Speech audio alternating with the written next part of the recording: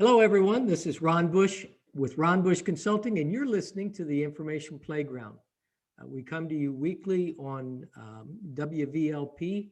That's an FM radio station in Valparaiso, Indiana. It's a great community radio station. I've been with them for years now, and I hope that you catch the Information Playground there. We're broadcast on Monday mornings from 8 to 9 and from on Friday afternoons from 1 to 2. They rebroadcast the Monday program, of course. I hope that if you're not there, if you're not local at 103.1 FM in Valparaiso, catch them on the internet. You can stream them at WVLP. That's W like William, V like Victor, L like Lawrence, P like Paul.org.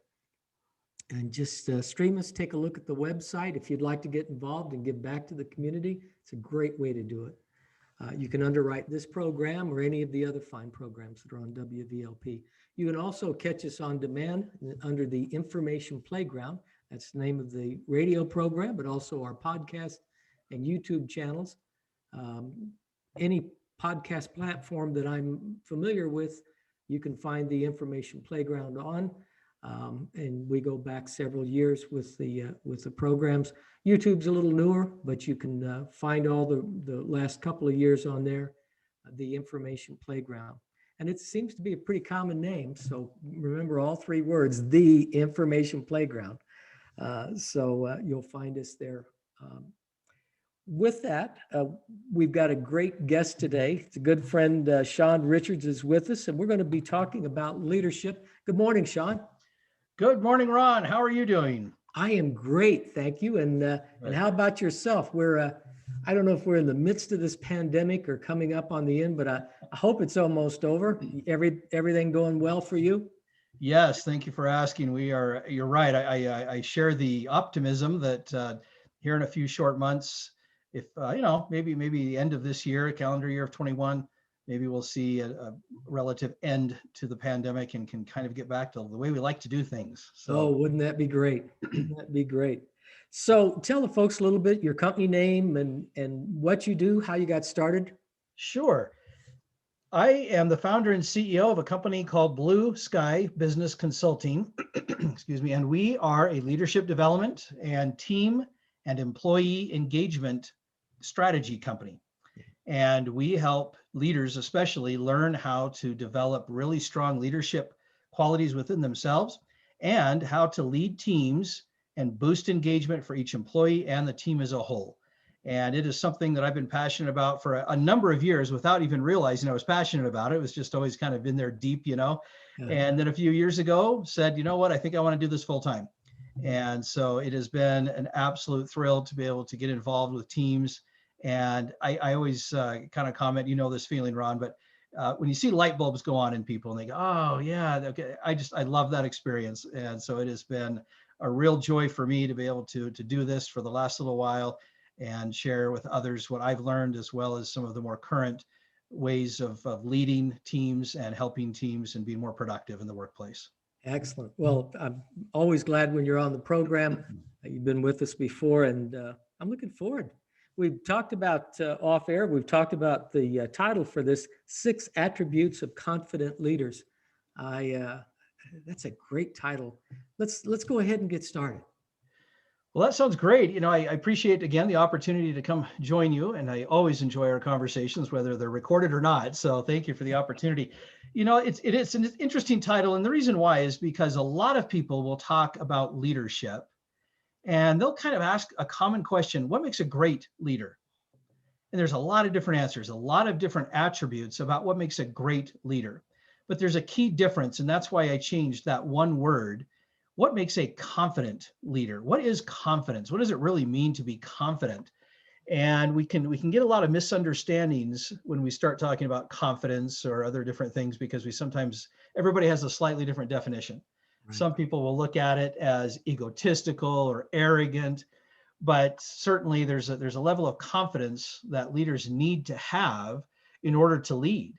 And so that led me on a journey quite a number of months ago to do not some heavy, deep research, but just enough to kind of say, what are some common attributes or characteristics that leaders who present themselves as confident what are those? And there's a lot. I've kind of narrowed it down to 6 that we can talk about today, but certainly it is something that it's worthy of individual pursuit. But there are 6 that I think are really meaningful, that are beneficial for all leaders. Mhm.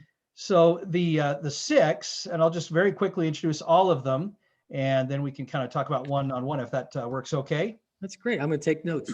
All right, sounds good. But the 6 core attributes, a confident leader is positive, empathetic, interesting, generous, curious, and resilient. And so now we have the fun part of going through and kind of pulling this apart on what all of these words mean and what they look like in a leadership capacity. And so when we talk about a leader being positive, that's the first one that I listed, because I feel like that's an overarching responsibility for leaders to always be positive. And when we talk about positive, the word that I tend to kind of lean towards is optimistic, as opposed to certain. Sometimes leaders feel like they have to know all the answers, they have to be able to do everything.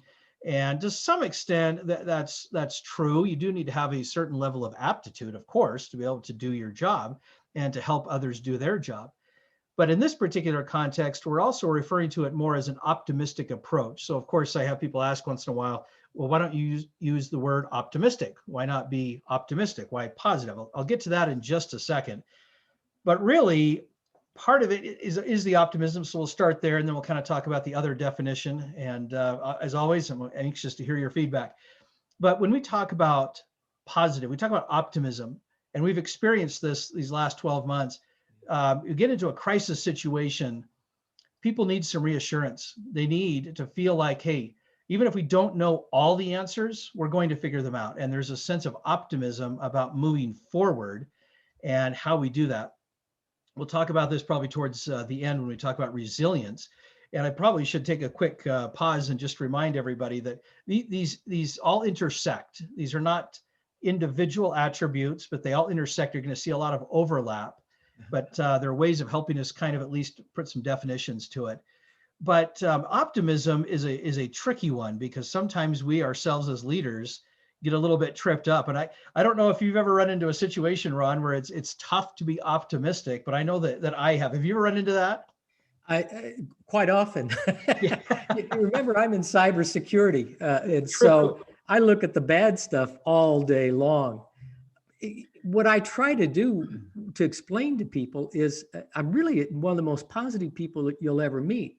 The difference is that I'm honesty. You've got to admit that there are problems. You've got to recognize what they are, identify them, but you've got to plan for the worst because you don't know all of it. And so you plan for the worst. I always hope for the best. Mm-hmm. Wherever I'm at, I'm trusting things will come together. I figure, like you just said, we're going to figure it out. Maybe nothing will go the way we've planned. That doesn't mean we don't plan. It means we plan to the best of our ability. And now we've got a track to run on, and we can deal with what comes. So positive. I agree with you. I also struggle with positive.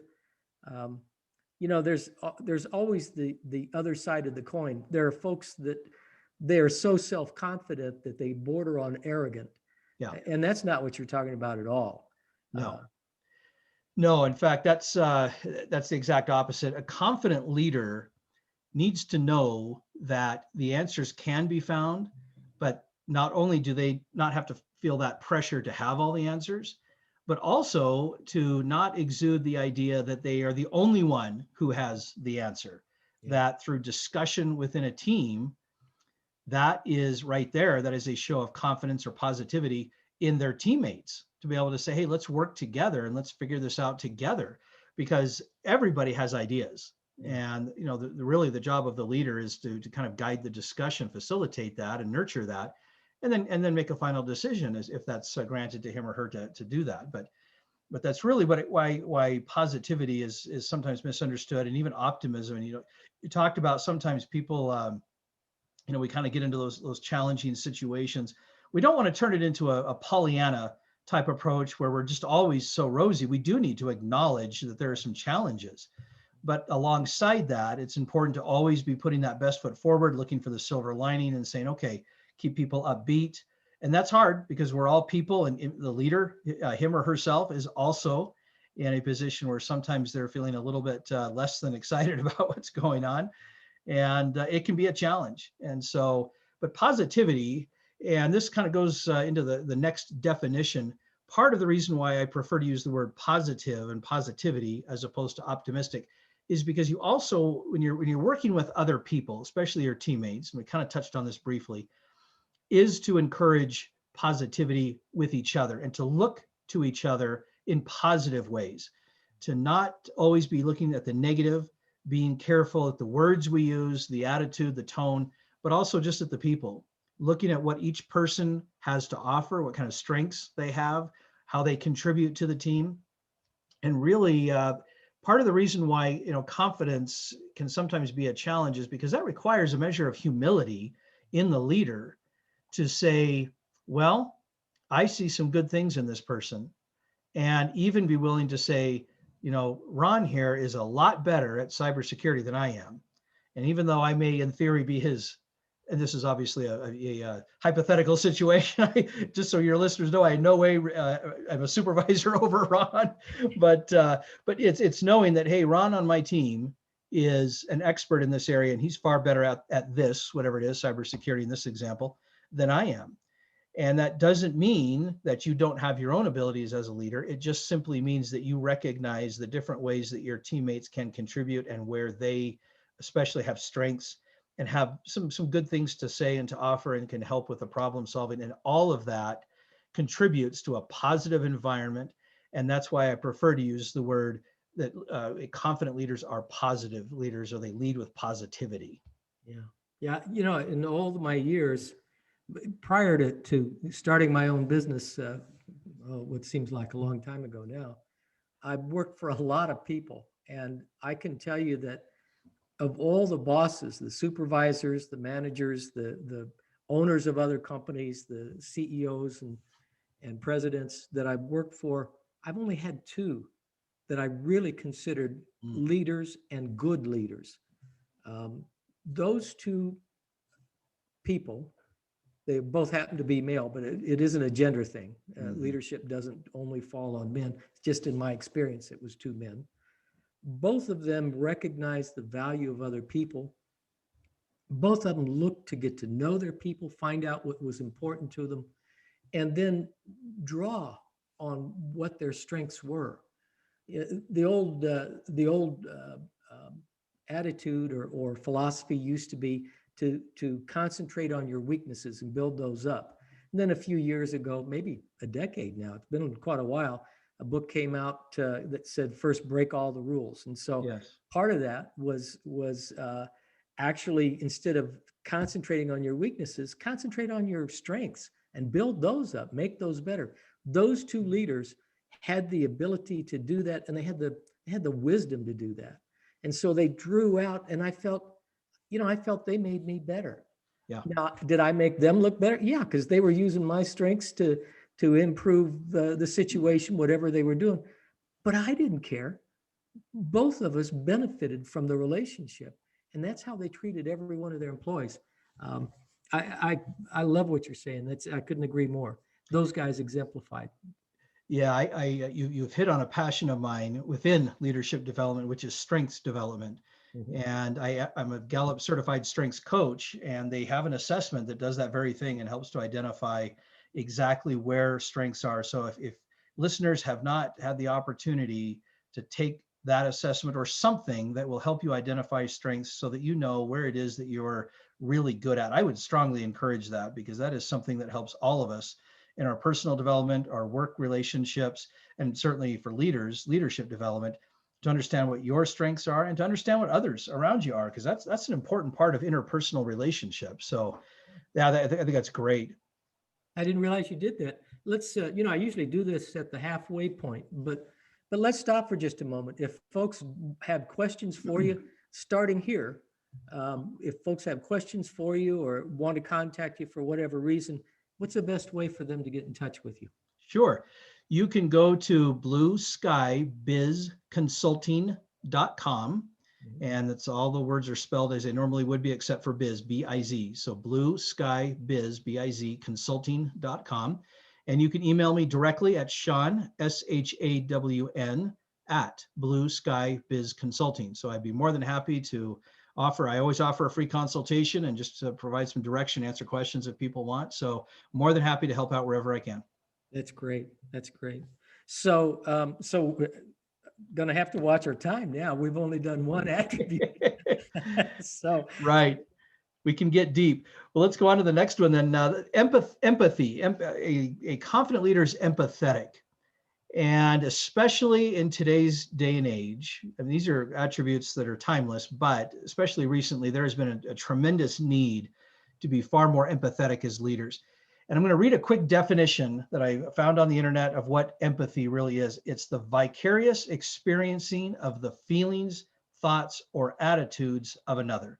And that very first word, vicarious, is really important. We're not going through it, but we want to try and put ourselves in the situation as best we can of what they're doing it and or how they're experiencing it. And so certainly in this pandemic situation, leaders have had a really urgent need to understand the needs of their teammates, of their people that they lead. What are they going through? How's home life? If you're having to work from home, some of them may have, small children that they're trying to deal with. Some may be concerned about their jobs. Some may have spouses that are losing their jobs, even though theirs may be intact. And so increasing that level of awareness of the people around, especially as a leader, is so critical.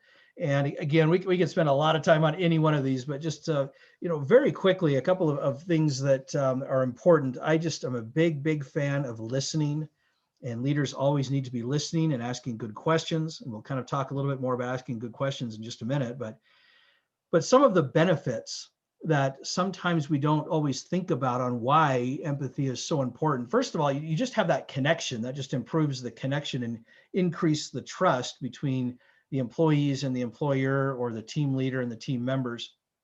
And when you have that, it creates an environment where you have, first of all, really good culture. You have a great bond within the group, and that allows for more open ideas. Because you've established that trust, you can innovate is the word. You can innovate a lot more. You can problem solve a lot better. So having that caring attitude is really important as a leader. That doesn't mean you have to get involved in all of the details of their lives, but you do need to show a measure of concern and interest. And we'll talk about interest here in just another minute.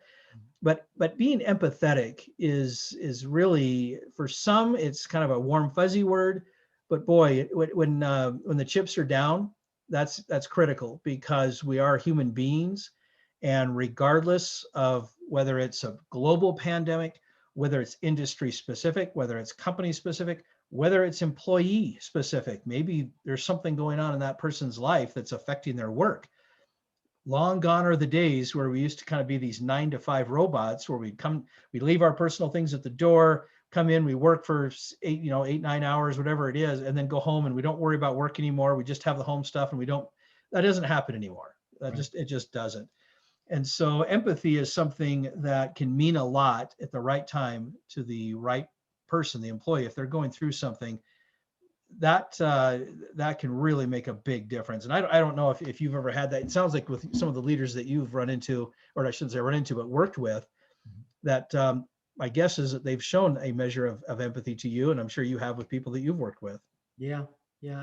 I think you're exactly right. I think that especially at this time, but honestly, at any time, all of us Right. need to realize that everybody's dealing with something. We Right. may think people lead charmed lives, or we may not think about them at all, but nobody does. Right. Everybody lives in the real world. And so I don't care who you are, we've all got baggage from life, childhood or whatever.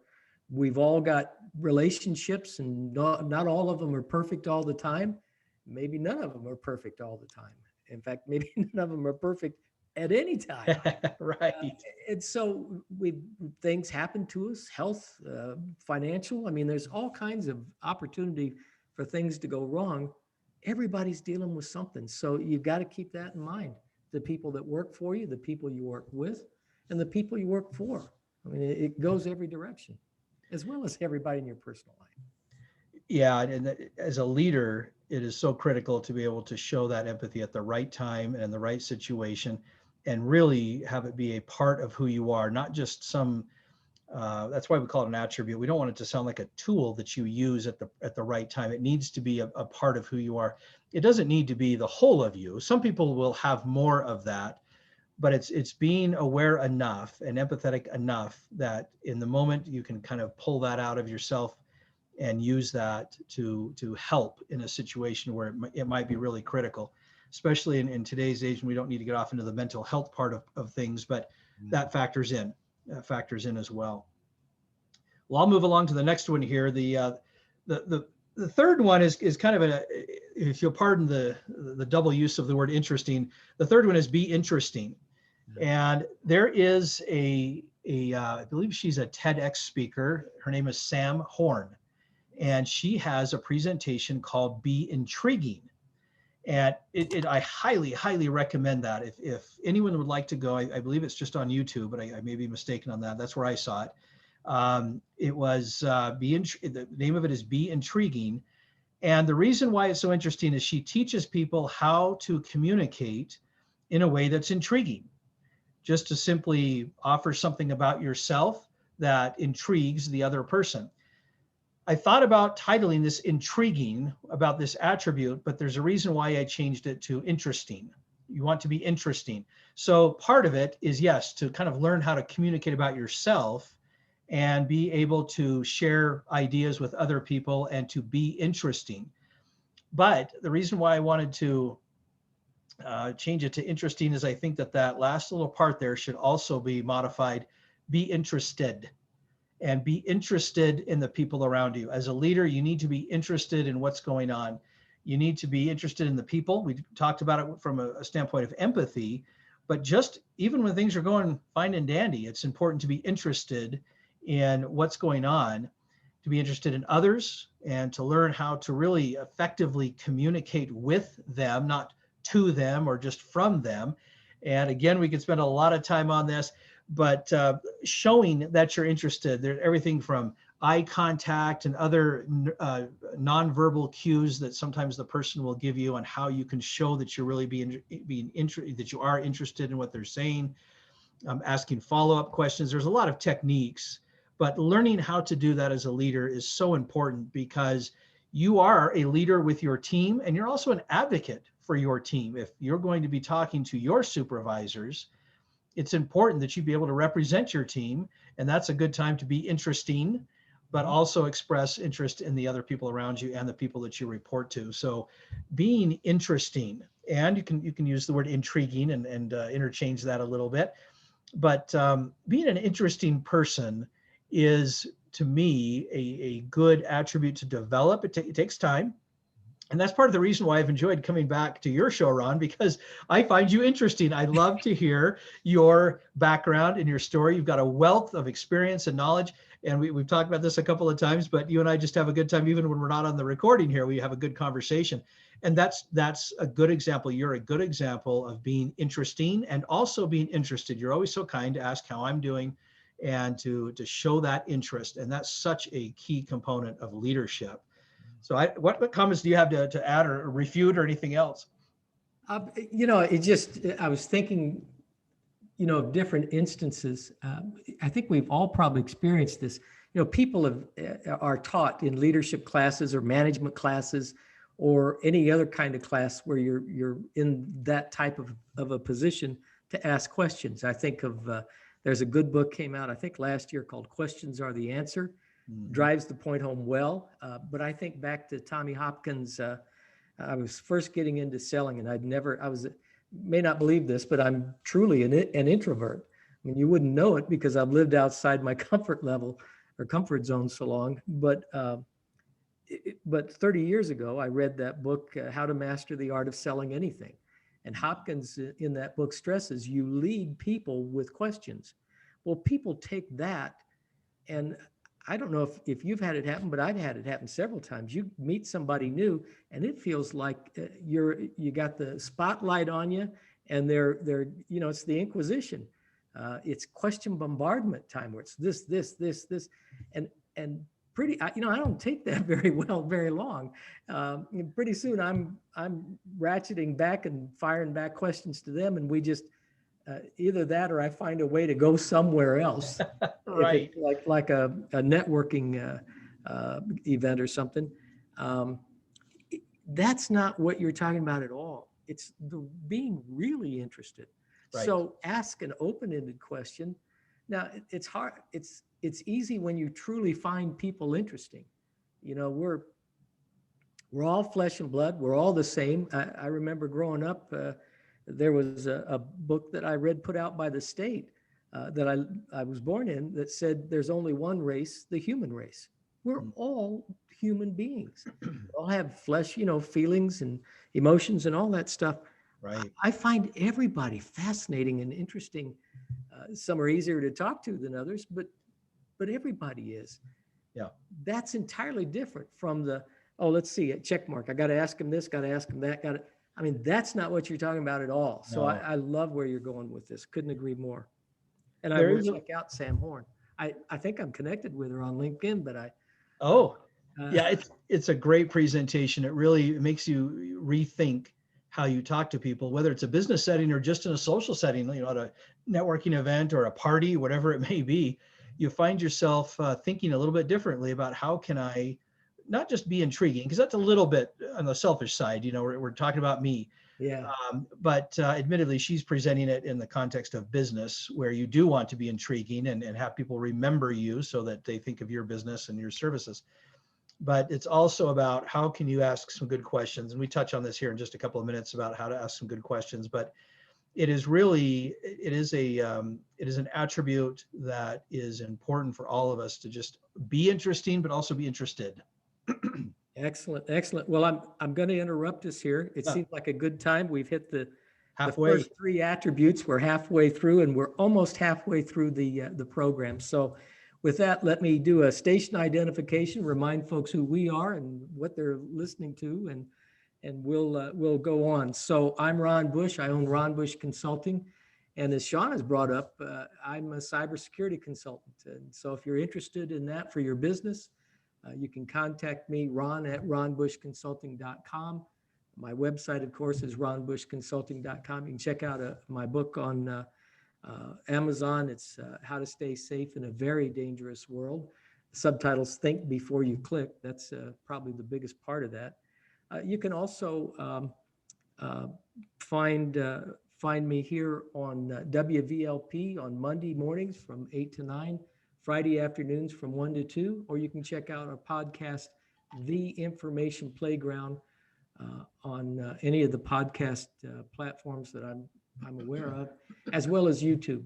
You can catch the video. You can get this good-looking guy next to me on here on this Zoom meeting. Shawn Richards. Shawn, tell folks how to reach you, the name of your company, and all of that. Thank you. The name of the company is Blue Sky Business Consulting. Website address, Blue Sky Biz, B-I-Z, consulting.com. You're more than welcome to email me directly, Shawn, S-H-A-W-N, at blueskybizconsulting.com. Great. Well, I can't wait for the next three. I was taking notes. I didn't get after four. You were talking faster than I can write. Okay, well let's catch up. Then we've done the first three. We'll do a quick little recap. The first three, excuse me, a leader needs to be positive, needs to be empathetic, needs to be interesting. Now the last three that we'll talk about: be generous, be curious, and be resilient. Excellent. And these are fun. I did this presentation a couple of weeks ago to a small group, and the feedback I received afterwards were these last three are the ones that really catch people's attention. And so this ought to be a fun discussion. I'm looking forward to it. When we talk about being generous as a leader, the simple definition of generosity is to simply give more than is being expected of you. We have a tendency when we think of the word generous to associate it with money. And that's not necessarily bad, of course. That's an appropriate use. This person's very generous. They give to philanthropic ventures. They may be charitable. They may have their own foundation. All of these different kinds of things. Certainly appropriate use and definition of that definition of the word. But what I'm hoping to do is to expand our minds just a little bit. Because again, if we go to this idea of giving more than is expected, are there other ways that we can give to the people or to the organization or to the world around us in generous ways? For example, if you're a leader, I would encourage you to be as generous with your praise as you can. Now, it goes without saying, we've kind of touched on this a couple of points when we were talking about the interesting segment there. It is critical that this all be authentic. You can't just give insincere praise and it will have the same effect. It does need to be timely. You also can't overdo it. If just like with money, if you give away too much, it becomes expected and then it loses its effect. But certainly, are there ways that we can be more generous in our praise and in recognizing the people around us, especially as a leader, the people on your team? Can you recognize someone simply? And again, we overcomplicate this principle. It doesn't have to be something where you're spending a lot of money. You don't have to spend any money with praise. Just find simple ways to say, I really appreciated that comment that you made in our meeting today. I thought it was really insightful. Mm-hmm. Or I really appreciate it. I noticed that you stayed a little bit late the other day to kind of catch up on this project or whatever. I really appreciate that. It's those small elements of praise that can we be more generous? What I love about this particular attribute is that it does flow so well into our personal lives. Mm-hmm.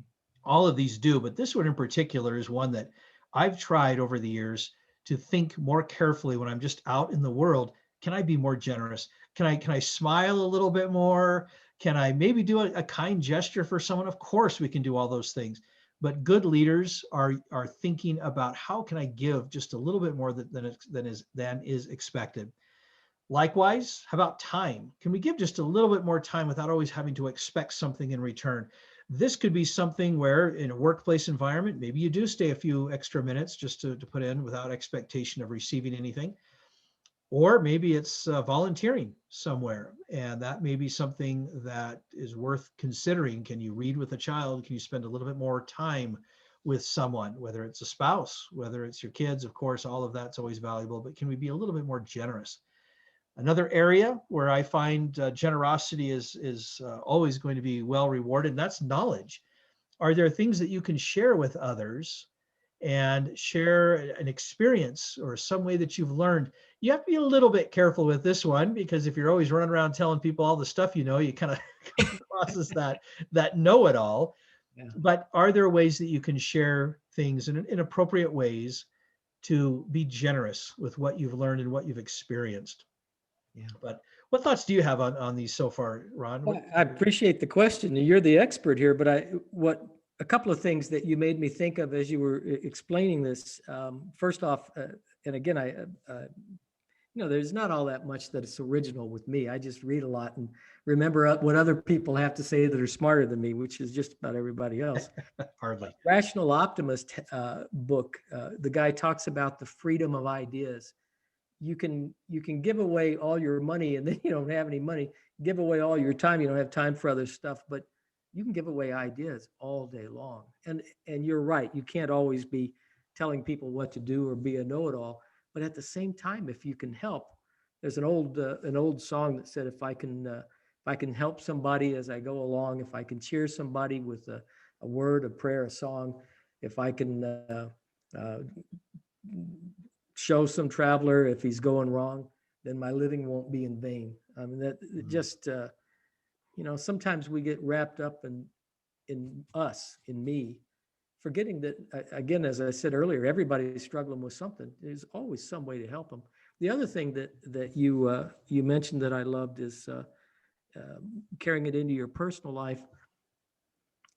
I think everybody likes to be thanked, but I think we forget to express that ourselves. We may think it, but so often people do really nice things for us. People go out of their way.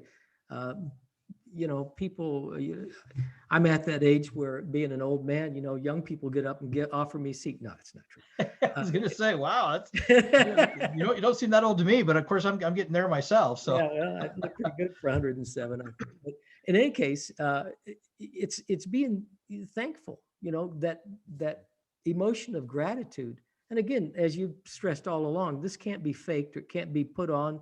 It can't be regimented. It's something you've got to be grateful. And that means going into your heart and realizing that first off, the world doesn't revolve around you. Is second off, you've got many things. I've known people. I've got an eyelash in my eye I'm not especially grateful for. But other than that, I've known people that, have had all kinds of physical issues, that have had other issues that they're dealing with, and yet they're grateful for everything, grateful for the next breath, grateful for the opportunity to be cared for. Is just all of us have something to be grateful for. We may have everything else against us, but there's always an opportunity to be grateful. It just is. yeah, you're absolutely right. And that's what's great about this particular attribute is it's rooted in gratitude, and we're acting in generosity. And I do need to give some credit to a good friend of mine who developed a program. His name is Tony Child.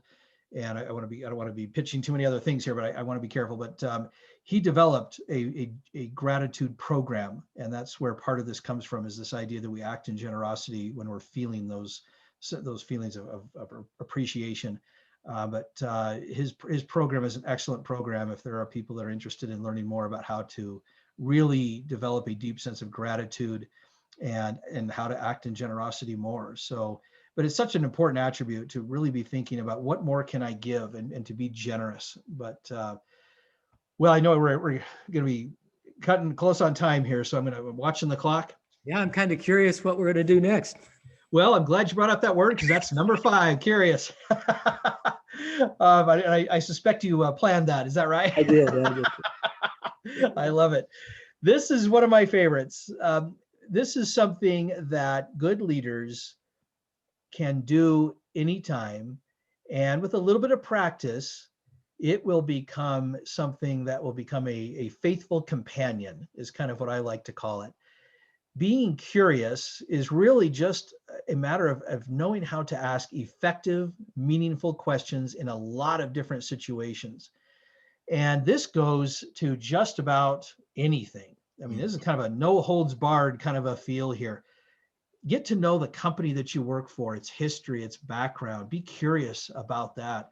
Be curious, and this goes back a little bit to the interesting, and we kind of mentioned that there's a lot of overlap on some of these, but really learning about your team members. What are their interests? What's their family situation? What kind of hobbies do they have? What really motivates them? What do they get excited about, both in the short term and maybe career ambitions down the road? And just being curious. As the leader, hopefully you too want to learn new skills and be curious about how you can become a better person, a better leader. One of the other areas, and I picked this up in all fairness to a podcast that I host, I had a guest on a while back, and she shared this idea that when she took over a CEO position of a company, one of the first things that she did, and she exercised this exact attribute, she was curious. She just went around and would talk to people in the different departments, and without being a micromanager, so you have to kind of learn how to do this, but she would just ask questions. She would say, now, how did you arrive at this method of doing whatever it was? Is there a reason why you approached the client or the customer this way? And it wasn't that she was trying to challenge how they were doing it. She was just trying to understand how this new company that she had been directed to run, how it was running and how people did things. What's great is if you combine, in this scenario, you're a new leader, you're going around and you're curious, you're asking a lot of good questions. You also have the opportunity to be a little bit generous and say, I'm really impressed with how you do this, and to be generous with the praise there and really celebrate what's going on that's going well within the company. So being curious also gives you some opportunity to be generous and maybe empathetic and maybe interesting in all those things, but having the opportunity to ask really effective questions. And boy, we could spend a lot of time talking about what's an effective question. And we won't, of course, because we don't have that kind of time. But It is such a great skill to learn how to ask effective questions in any situation, whether it's interpersonal and kind of that be intriguing and be interested. But again, just learning to be curious, genuinely, authentically, sincerely curious. So I am curious, Ron. What are some things that you're curious about? You're a well-read individual, and you obviously really, to me, you strike me as a curious person. You love to learn. Is that accurate? Yeah, it truly is. I was raised partially by an aunt. My aunt had only finished the ninth grade, but she was very well read, loved to read. And I think I got my lifelong love of reading and learning from her. She was just a beautiful individual, one of the strongest people I've ever known. Well, she's the best person I think I've ever known. Um, she influenced me in ways that any parent would love to be able to have that legacy themselves. Um, the I think I'm kind of a compulsive reader. I mean, I'll read a cereal box if it's put in front of me. I really, I just love to read. And you're right. I love. There's very little that I'm not interested in. I can't. Nothing positive comes to mind. I'm not interested in bad stuff. I don't. I may be in cybersecurity, but I'm not interested in learning what it feels like to hack some company or something. I'm not that curious. But just as you say, it's a big, wide, beautiful world. And yeah, there's bad people in it, there's bad stuff, but there's also really great people and great things. And why not concentrate on those? Why not learn all about that? One of these days I'm going to leave this planet and go somewhere else. Until then, I just want to learn as much as I can. So let me turn the question back on you. We've talked about 5 very important attributes of leaders. Let's say, I read not too long ago that there's a psychopath in every 100 people, I think. It's not exactly how it was worded, but every 100 people that's born, there's at least one psychopath. Don't hold me to that figure, but there's a lot more psychopaths in the world than I thought. And so, what if you just don't have any of this going for you? Can you learn this stuff? Is there a way that you can, I really don't, you're talking to a guy. How would you coach a guy who comes into you and says, I don't really care about anybody except me. And, As with all things, some people are more drawn to it than others. Yeah. Part of the reason, I'll answer it this way, part of the reason why leaders especially need to be curious is because they're going to be asked to solve problems. And a lot of times the process of brainstorming, collaborating, problem solving, all of it is surrounding this notion of we've got a problem that we've got to figure out. And that just automatically stimulates curiosity. How are we going to solve this? I read, actually just last night, I thought maybe it was a couple of days ago, but it was just last night, a story about Van Phillips, who, are you familiar with him? The name's familiar. It's back in the 50s, if I remember correctly, he had an accident where he lost a foot. And the prosthetics at that time were not very good. And so he spent decades basically being curious and asking, how can we make a better prosthetic, something that is more stable and safer, but also allows me to function better? And it led to what is now, and some of you, and I don't remember the athlete's name, the Blade Runner. Some of you will remember him, but if you look, they use a curved blade, which looks nothing like a human foot. But it was really just his curiosity. But when we're faced with a problem, most of us have a very deep sense of curiosity. How am I going to solve this problem? Now, admittedly, some people will shut down a little bit more, a little bit harder for them to do that. And there could be all sorts of reasons for that. I think a lot of those are mental health related or psychological, where maybe they don't feel validated, or it's okay for them to share ideas. But Ron, I can tell you this with absolute confidence, everyone has ideas to share. Yeah. And if we allow, as a leader, if we allow ourselves to be curious and to create a culture of curiosity, it may take some people a little bit longer to come along and to feel that sense of confidence that they can. But I am a big believer that yes, it can be developed. It takes time. And for some people, it will come easier than others, as all things in life. But to learn how to be curious and to ask good questions and to problem solve, that's the sign of a confident leader, to be able to really lead out that discussion and to ask those questions him or herself as well. I couldn't agree more. The history of DARPA, which is a military operation. I mean, it started out as ARPA, and I don't remember what all the letters stand for, but that's where the ARPANET was the beginning of the internet. Uh, it's how they have started and how they've survived. They've structured it's truly bringing in the community, bringing in the brightest people, but bringing in everybody to the table. If you go to the DARPA, it's darpa.mil is their website, MIL, because they're a military operation. You'll find that there's opportunities for companies, universities, individuals, all to get involved in either contributing money, yes, but also time, talent, and ideas. How can we make this better? And it isn't just military that's benefited from it. It's just a great story behind it. I wish I could remember her name. The lady started out years ago, never, as I recall, never finished school, ran the Girl Scouts for years, and then ran, I think, a couple of businesses after that you would recognize their name. I can't remember the book I read the story in, but exactly what you're saying. Ideas, the free flow of ideas always needs to happen. And that's where your innovation comes from. That's how we progress.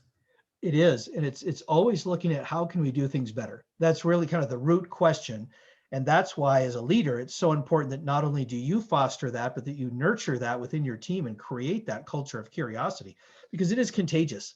Yeah. You know, it's fun. I don't know. I've been in a couple of situations where you start brainstorming ideas, and boy, rarely is it the first one that you come up with. It's usually the 8th, 10th, 20th idea that resonates, and the iterations that you come up with. And so to me, brainstorming is such a fun activity if it can be done well, which it can. You just have to learn how to do it. And that stems from curiosity. Yeah. Well, I know how much we're getting close here. I know. So we are getting close. So we got to finish what we started. So we're down to resilient. Maybe that's a good word to end on. Given the pandemic and everything else, I can't think of a better. Well, it's certainly in the last 12 months has become a hot topic. How do we build resiliency? Let's start by making sure we know what it means. And so here are a few words that I've pulled that are synonyms of it, but words that help us understand and kind of paint a little bit better picture of what a resilient person is. They can rebound, they can recover, they're flexible, hardy, bounce back. Those are some of the phrases that can come to mind. But really, bouncing back, it isn't that we can, because nobody could have predicted the pandemic. There was no way we could have predicted that. We do our best, and you mentioned this earlier, we do our best to prepare for as much of it as we possibly can, but the reality is there are always going to be some surprises, some unexpected challenges that either we didn't quite expect or didn't at all expect. Sometimes they are completely out of the blue. Sometimes we have an unexpected response to what we think is going to happen, even though we've got some preparation. So the ability to tolerate that and to bounce back quickly from that is really critical. And this ties in to what we talked about at the very beginning, the very first one about be positive or be optimistic. We're going to run into those. As leaders, resiliency and leading with that is so important. And of course, as we talked about this year, especially, a lot of need for it and a lot of how do we do it.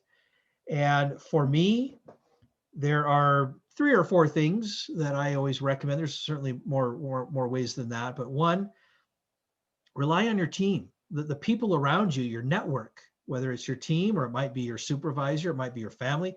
Who can you rely on? And kind of, hey, we're all on the same team. Let's pull together. Those are some of the phrases that are common when it's time to kind of, hey, let's pull together. It's time to be the team. Another strategy is to show that positivity, to show that optimism, to look at the bright side. It's not always easy, and you do have to acknowledge that there's a challenge. You don't want to be so optimistic that it looks like you're in denial of what's going on, Right. but you do want to show that positivity and lead with that. Something else that's really important is mental wellness. Being willing to step back and just say, maybe I just need to take a minute. Maybe it's meditation, maybe it's exercise, prayer, whatever it is, but your mental health, and just to be able to step back and deep breathe for 30 seconds if you need to. But that part is really, really, really important. If nothing else, just the word relax, just relax. Do something recreational if it's appropriate to do so. You can't always do that in a moment of crisis, but in a situation where you're dealing with something at work, it is important for the leader to lead out in relaxing. Maybe it's time to do a team building activity, or maybe it's something to just kind of have a fun hour, go to lunch, something to kind of, okay, I've got to step out of a tense moment or a tense situation. Really important to not be afraid to just relax and to let that build up. The last one is almost a biblical reference. It's not, but it almost is, and that's forgiveness. It's understanding that we can't predict everything, and sometimes we make mistakes. And that resiliency, it just happens. Whether it's we make mistakes, and that resiliency is really important to recognize. Hey, we're here to learn.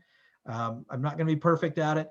That extends to both yourself, if you're the leader, yourself, and to the people that you lead, to grant them that opportunity, that safe place to make a mistake, to not jump down their throats, fire them on the spot, nothing like that, but to recognize that there's an opportunity to learn from it and to become better from it, and to, again, lead with that positivity, and to really encourage and support and forgive, and to allow ourselves that opportunity to do that. But those are some strategies on how to build resiliency in yourself, and how to foster it and nurture it within a team. Gosh, that's excellent. I don't know if you know it or not, but resiliency is a major movement in cybersecurity. They're wanting to Interesting. develop networks that are resilient from attacks. I mean, there's no way you can avoid attacks. Nobody is hack proof. Everybody gets attacked. When the NSA gets hit every year, sometimes multiple times, they're the cream of the crop. If they can't thwart attacks, you and me probably don't have a chance of being hack free. Right. At the same time, you can't just roll over and die because you had a cyber attack. You've got to be resilient. Your network has to be resilient. That's true in life, to take it away from computers and networking. That's true in life. I think about when you talk about rely on team. I won't speak for you, but I will speak for me. I'm a consultant. When I go into a company, I'm the only guy there from my company. I'm not their company. They may be using me as an employee. They may be using me as an outsourcer. But if I can't get other employees to be on the same team where we're all pulling for that company, I'm probably not going to be successful. Building a team is vital to that. Absolutely. And I love, you brought positivity into it, wellness. You're right. I wish I was better at relaxing than I am, but I'm not. It's something I've struggled with all my life. The other thing that I've struggled with all my life, and everyone I know struggles with it, it's forgiveness. Yeah. If we feel slighted, if we feel hurt, and it's intentional, it's bad enough if it's unintentional. Well, didn't you think of my feelings? Couldn't you think of me? If it's intentional, it's hard to forgive. It truly is. And you mentioned it's almost scriptural. I mean, scripture deals a lot with forgiveness. Jesus in the Sermon on the Mount goes so far as to say, if you don't forgive others, my Father won't forgive you. That's about as strong as I know how to make it. Yes. And that gets my attention because I need his forgiveness and I need everybody else's, because I mess up. Everybody does. Well, yeah, and thank you for bringing that in, because certainly, our Savior Jesus Christ does have a lot to do with both example and granting that to each of us.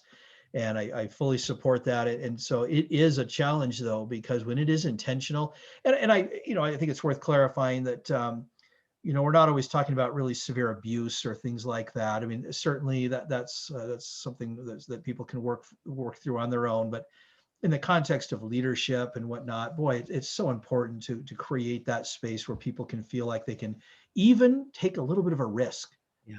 knowing that even if I goof up, it's okay. And that is so important, because that's how we learn. That's how we learn.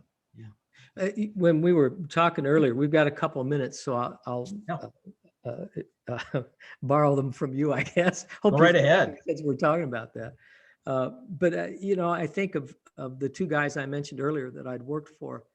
If I said I'd like to try this and it didn't work out and they wound up with egg on their face, they didn't come back and string me up and do, make me feel terrible.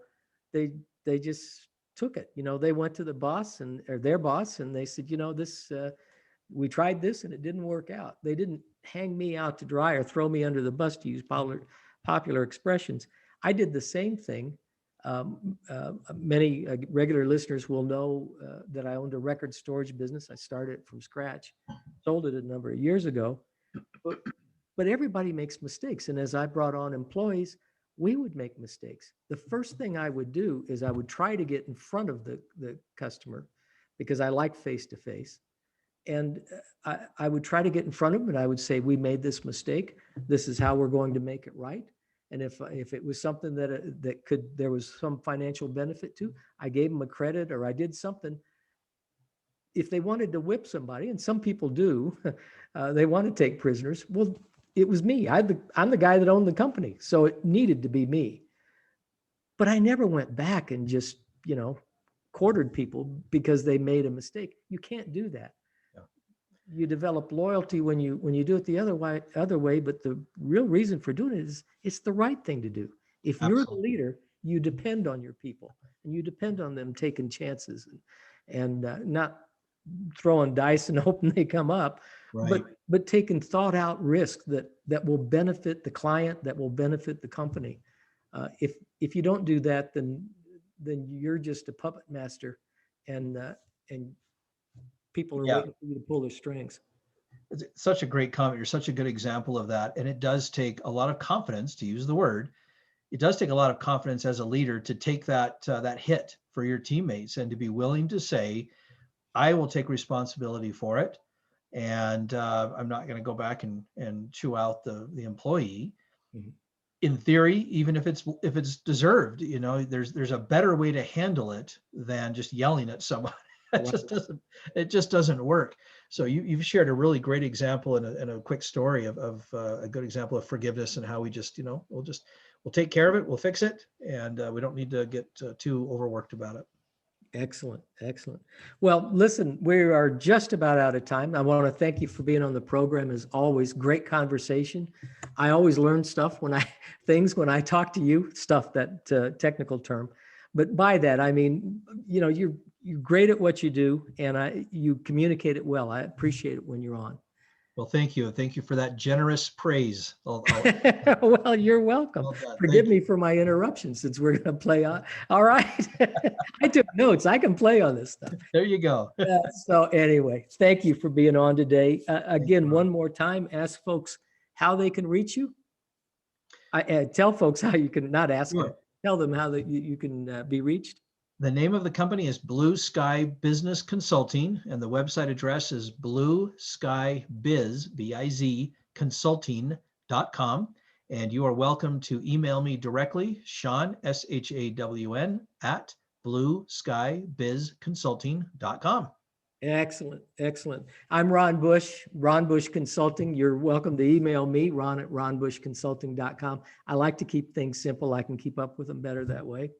The name of this program is The Information Playground, and you're listening to us or watching us either on WVLP, which is a great radio station, local FM radio station in Valparaiso, Indiana, 103.1 FM. Check us out, stream us from WVLP.org, and check out their website. While you're at it, if you need to listen to us on demand, the Information Playground on any of your podcast platforms or YouTube. Look for the Information Playground. Thanks for being with us today. Join us next time, and stay healthy. Thanks. Bye-bye.